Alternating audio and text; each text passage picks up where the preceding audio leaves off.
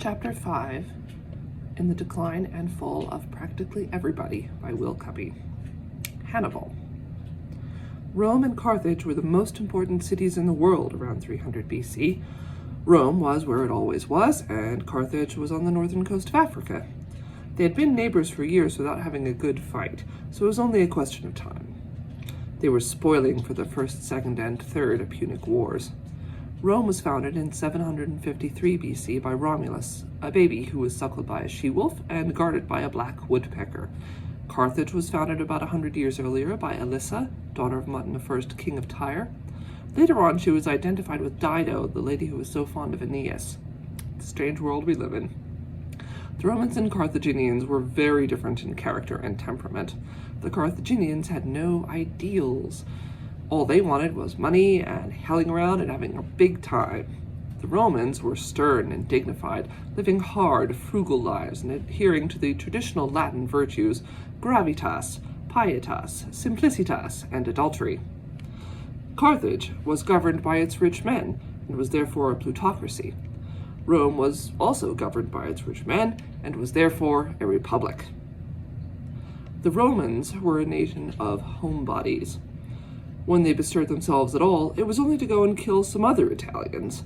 They had finished off the Sabines and the Etruscans in the early days, and since then had conquered most of Italy. Scholars tell us little about the Etruscans. Why should they? The Romans were ready for better things, especially in a financial way. Though they were too polite to say so, they thought it would be pleasant to own the Carthaginian part of Sicily as well. Meanwhile, the Carthaginians grew richer and richer by peddling linens, woolen goods, dye stuffs, glassware, porch furniture, and novelties all along the Mediterranean. They used a system of barter to start with, but they soon found out there's nothing like money. They had learned most of their tricks from their parents, the Phoenicians, who were the most skillful traders of antiquity. They sailed the stars at night, chiefly depending upon the North Star. Ask a friend to point out the North Star some night and see what happens. Phoenician sailors were the first to establish intercourse with foreigners, an idea which proved its worth all over the world. Nobody had thought of that before. The Phoenicians employed an alphabet of 21 consonants. They left no literature. You can't be literary without a few vowels. So pretty soon there was a war that went on for 24 years, from 265 BC to 241 BC. It was called the First Punic War because the Latin adjective punicus is derived from Latin noun puni, or penny, or Phoenicians. When it was over, the Romans had seized the Carthaginian part of Sicily and $4 million damages. Later they seized Sardinia and Corsica just for the fun of it, and there was lasting peace for 22 years. This brings us to Hamilcar, the great Carthaginian general who did so much to lose the First Punic War. He must not be confused with the other Carthaginian general of the same name in the same war, nor with the 4 earlier and later Hamilcars.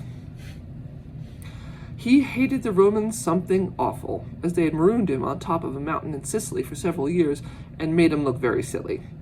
Back home in Carthage, he would gather his family around him and they would all hate the Romans till they burst.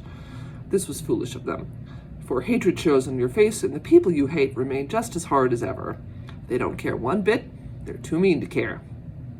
Hamilcar had 3 sons, Hannibal, Hasdrubal, and Mago, 2 daughters, one of whom married Hasdrubal Pulcher, or Hasdrubal the Handsome, no relation. There are 8 generals named Hasdrubal in Carthaginian history. It was a poor Carthaginian who didn't have at least one Hasdrubal in his family. They seemed to think this was a fine way of keeping things straight. I don't know what they would have done about naming Pullman cars. When his son Hannibal was 9 years old, Hamilcar took him to the temple of Baal and made him swear eternal hatred against the Romans in addition to his homework. The Carthaginians had a custom of burning babies alive in time of peril as a sacrifice to the god Baal or Moloch. I'm afraid they did this in the hope of saving their own carcasses. Obviously it did the babies no good. The boy already had 2 little wrinkles right between the eyes from hating the Romans. He finally became the most prominent hater in history in just one mass of wrinkles. Hamilcar also told Hannibal about elephants and how you must always have plenty of these animals to scare the enemy. He attributed much of his own success to elephants and believed that they would have won the First Punic War for him if things hadn't gone slightly haywire, for the war had turned into a naval affair. But even when the fighting was on land, the Romans did not scare nearly so well as expected. The Romans captured more than 100 elephants in one battle in the First Punic War. They sent them to Rome to amuse the populace. The Romans had learned about elephants while fighting Pyrrhus, whose elephants defeated him in 275 BC, and even before that, in Alexander's time, King Porus had been undone by his own elephants. Thus, if history had taught any one thing up to that time, it was never to use elephants in war. Don't ask me why Hamilcar did not see this. The Carthaginian elephants were trained to rush forward and trample the Romans, but only too frequently they would rush backwards and trample the Carthaginians. If this happened to you, wouldn't you notice it? Wouldn't you do something about it? Then Hamilcar went to Spain, where he spent the next 8 years perfecting his plans, and was drowned in 228 BC while crossing a stream with a herd of elephants.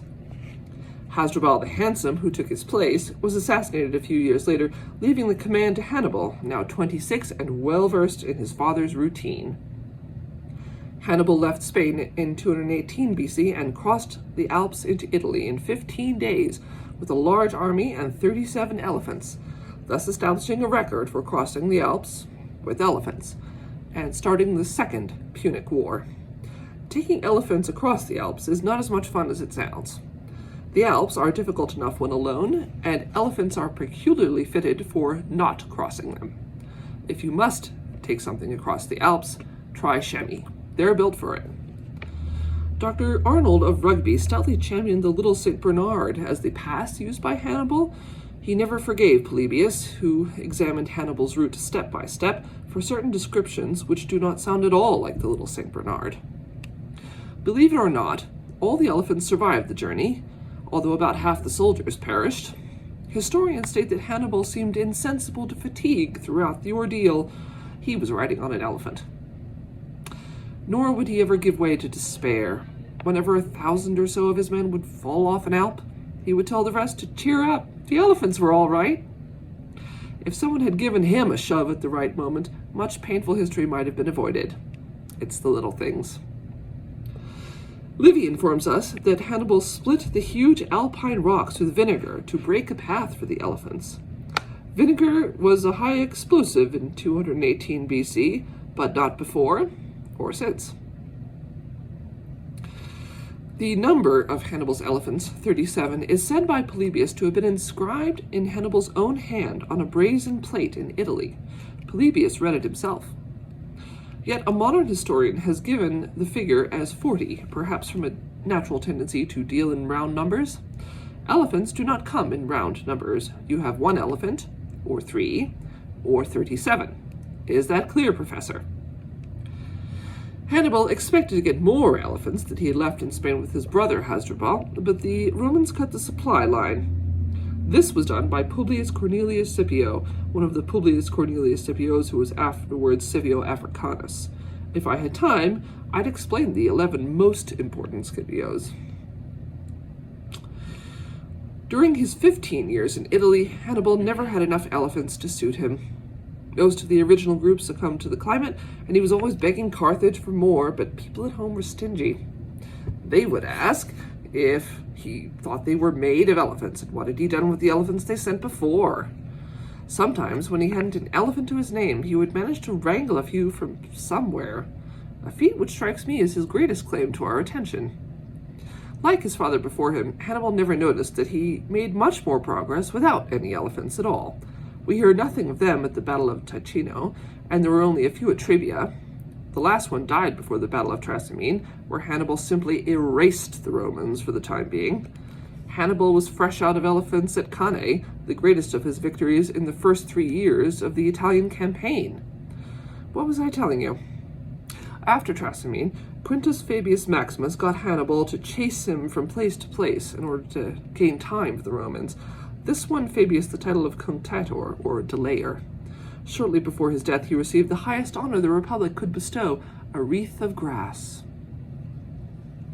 I have a theory about Hannibal's failure to take Rome when he had the chance after Cannae, and his strange inactivity for the next dozen years when he only held out and nothing more. He was waiting for something. His brother Hasdrubal reached Italy with 10 elephants in 207 BC, but they behaved so badly that they had to be killed by their own side, and Hannibal never saw them. Carthage sent 40 more after a while. They were shipped to Sardinia by mistake. So Hannibal went back home, where he could get what he wanted. At Zama, the final showdown of the Second Punic War, fought near Carthage in 203 BC, he had his way at last. He placed 80 elephants in the front line of battle. They turned on the Carthaginians, and Scipio Africanus did the rest. Hannibal never succeeded in his efforts to stir up another war. The Carthaginians were tired of it all. He tried to interest Antiochus the Great of Syria in a scheme involving elephants, and was forced to flee from Carthage when the Romans demanded his person. He then wandered through Asia for years, finally taking refuge with Prusias, king of Bithynia, the only true friend he had left in the world. One day he discovered that Prusias had notified the Romans to come get him. He took poison, dying at the age of 64, 19 years after Zama. Whether Hannibal was a truly great man or only middling, which is my own view, each of us must decide for himself. The Romans accused him of treachery or Punic faith, for constantly drawing them into traps and killing them. They expected him to behave according to the classic rules of warfare, and they found they could not depend on him. I have not dwelt in much detail upon his military virtues, as they are obvious enough. I have merely endeavored to point out what I believe to have been one of his weaknesses as a strategist and a tactician, but I don't suppose it will ever do any good. Some people never learn. Hannibal was no gift to the ladies. Some say he had a wife in Spain. If so, she was lost in the shuffle and nobody took her place. Seems the right girl never came along. That's all we know about his private life. Sosilius, a Greek historian who accompanied him through his military career, who ate, drank, and chummed with him, wrote it all up for posterity, but he was not in the right literary set, and his book was allowed to perish. Polybius says it was nothing but a collection of barnyard anecdotes, just intimate, vulgar facts not worth bothering with. Oh well. We can be fairly certain, at least, that he hated the Romans to his dying day, because he had promised his father to do so. And he probably believed up to the very end that everything would have still come out all right if only he had a few more you-know-whats. As Carthage grew prosperous again, the Romans besieged it from 149 BC to 146 BC. They finally broke in, massacred the inhabitants, plundered the city, burned it to the ground, and planted grass where it used to be. I thought you'd like to know how it all came out.